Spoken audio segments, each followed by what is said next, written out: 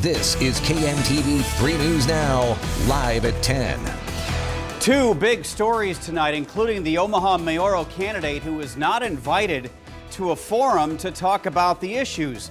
But that did not stop him from giving organizers an earful and grabbing the mic. More on that in a few minutes. But first, the refugee controversy that some believe crossed the line from Nebraska's generosity and welcoming spirit to a political ploy to get new voters on the Democratic rolls. New at 10 reporter Maya Signs on the gift bag that tonight is leading to repercussions.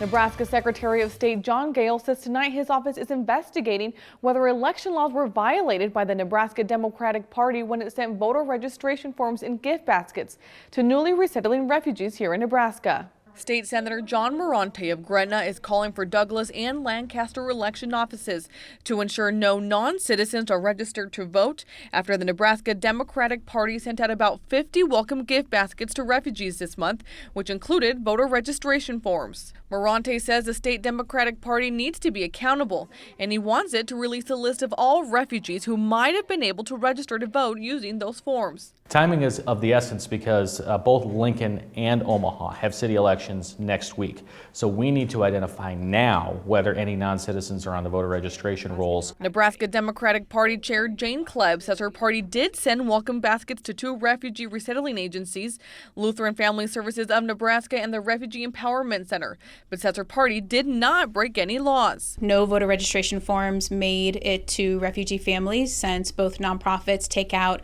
any material that a church or anybody puts inside a basket.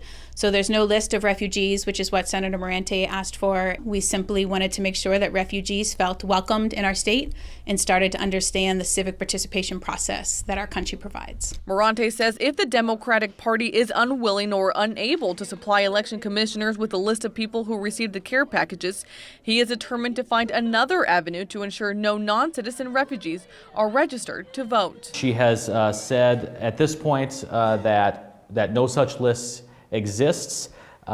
We find that answer to be unsatisfactory. We need to find out who these care packages were sent to. Lutheran Family Services confirmed tonight it removed all voter registration forms that were bundled into about 50 care baskets sent to LFS for refugees.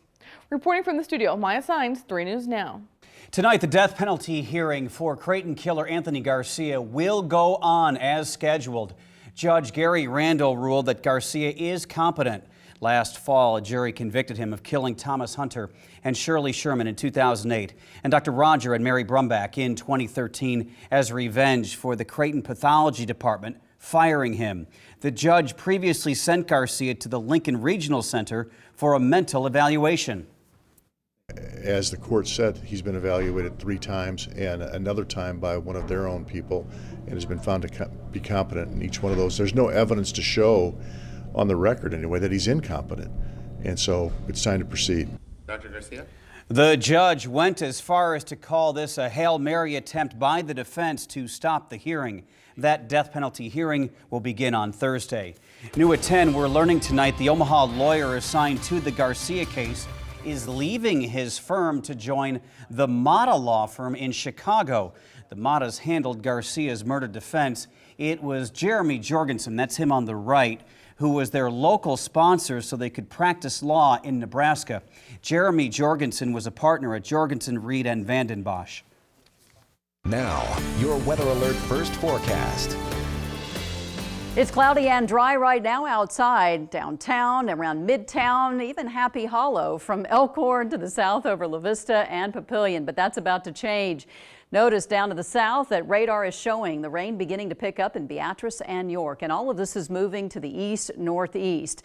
By around 1 o'clock in the morning is when we can expect the rain to really pick up here in town. Temperatures kind of dropping right below 50 degrees, holding steady in the mid-40s here through 6 a.m. It is going to be a wet start to the day and the early morning drive. I'll show you what kind of impact the system will have on your Wednesday and how much rain we'll see. You see in front of the camera how we are denied the opportunity, how our voters and the public are not given the ability to be able to make a articulate, intelligent choice because we're not invited to all these forums. But that's all right. Now to the Omaha mayoral candidate who crashed the political party at the Embassy Suites downtown tonight. The Downtown Improvement District invited the two big names in the race, incumbent Mayor Gene Stothert and Democrat Heath Mello. They did not invite Ian McHale, but he made his presence felt. 3 News Now reporter Miranda Christian was there. I should be able to speak. I should be able to have the floor, to be able to articulate just like the other candidates were. Mayoral forum crash. Candidate Ian McHale thought he deserved a turn on stage. I'm going to go ahead for those who are here. The Downtown Improvement District candidate forum was with only Stothert and Mello. It gave board members a chance to ask questions. Both would answer. The first question asked about prioritizing projects in downtown, like the Civic Auditorium, the Riverfront development, and the Jean Leahy Mall development. I'm just concerned that there's a lot of conversation that's being had, but it's not being had with the public. And we're not actually searching what the public wants to see downtown Omaha look like in the future. What we envision is something that will bring people down there all times, all days of the year. They were also asked about the streetcar project and how they are planning to get people on board with the idea. It's our job to educate the public, and that's the statement I made in the World Herald the other day. That will take time. I've been very clear. That's a 30-year vision for me, in the sense it will outlast any time I would be in public office. It may outlast my lifetime for all practicality. But I'm convinced that is truly the opportunity we have moving forward, is to focus on that vision. McHale got his time on stage, just not in front of the whole board. He talked about green energy, drone programs, and education. I am the person and the only candidate that has experience inside of a classroom, that has experience working and writing curriculum as well. We do have full coverage of the forum this evening. You can find that video in this story on 3newsnow.com. Reporting in studio, I'm Miranda Christian, 3 News Now. Big bucks now injected into the race for Omaha mayor. Tonight we have the numbers. Stothert's campaign is calling her $1.7 million a record. Mello has raised about $800,000. The incumbent mayor says this indicates she will not have to scramble for last-minute funds. Mello is touting that he is relying on smaller donors in greater numbers. He claims to have an advantage there. 1 week from tonight is the primary. 3 News Now is spotlighting each of the candidates, giving them a chance to talk about why they're running. Yesterday, we had Ian McHale and what he believes will make Omaha a better place. Tonight, 3 News Now reporter Megan Stewart has a profile of Taylor Royal. We've had a couple different ideas. He's relatively unknown in the political landscape here in Omaha, but now Omaha native Taylor Royal is making a big splash in his bid for mayor. We knew going into this race, being more of a newcomer, coming at it from an outsider perspective, that it's going to take some effort to get the vision out, get the word out. With primaries next week, the 27-year-old is hoping to capture eyes. Omaha has had enough of the tax and spend policies. And ears. I will bring a business mindset and restore honesty to City Hall. So far, he spent about $150,000, mainly funded by his father. Royal hopes billboards and commercials will help get his message across. And my campaign has really had a good response from people, and it's been really exciting. It's been energizing. Royal has used those platforms to criticize incumbent Mayor Gene Stothert. 4 years of poor leadership. Royal says with his business background, he'll lower taxes and look at outsourcing some city functions to create a more business-friendly and community-friendly Omaha. When I moved back to Omaha 2 years ago, ConAgra's headquarters was just pulling up stakes and leaving. A company that was incubated here gave up $28 million to do so, to move to a different city. We haven't made any progress in regards to street maintenance, and we've done little to really revitalize or strengthen North Omaha. Megan Stewart, 3 News Now. Couple of other notes tonight. On Thursday, we will have a one-on-one interview with Heath Mello. You can see that right here on 3 News Now at 10. One of the candidates has turned down our request for an interview. Christopher Geary has declined. As a result, you will not be learning more about him in our newscasts. A reminder, the primary election is next Tuesday, April 4th. The following week, 3 News Now and our news partners at the Omaha World Herald will host a debate featuring the two candidates advancing to the general election. It is scheduled for Tuesday, April 11th at 6 p.m.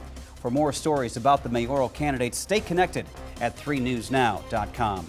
A referee from Omaha will be running the floor and blowing his whistle at the Final Four this weekend. John Higgins. Unfortunately, fan reaction to his reffing during the Kentucky-North Carolina game on Sunday has become downright nasty tonight. Some Kentucky fans are upset with Higgins. They believe he failed to make violation and foul calls against the Tar Heels. Wildcat fans have attacked the Facebook page of his Omaha roofing and siding company, John Higgins Weather Guard. So many left negative remarks, they knocked his business rating down 2 stars before the company took the page down this afternoon.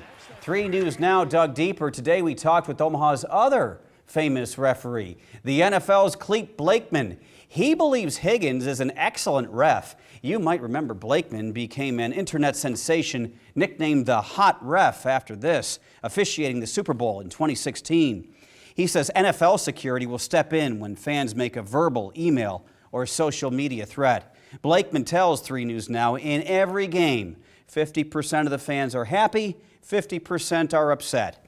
When it comes to emails or messages, he says, most I just delete unless a threat is made.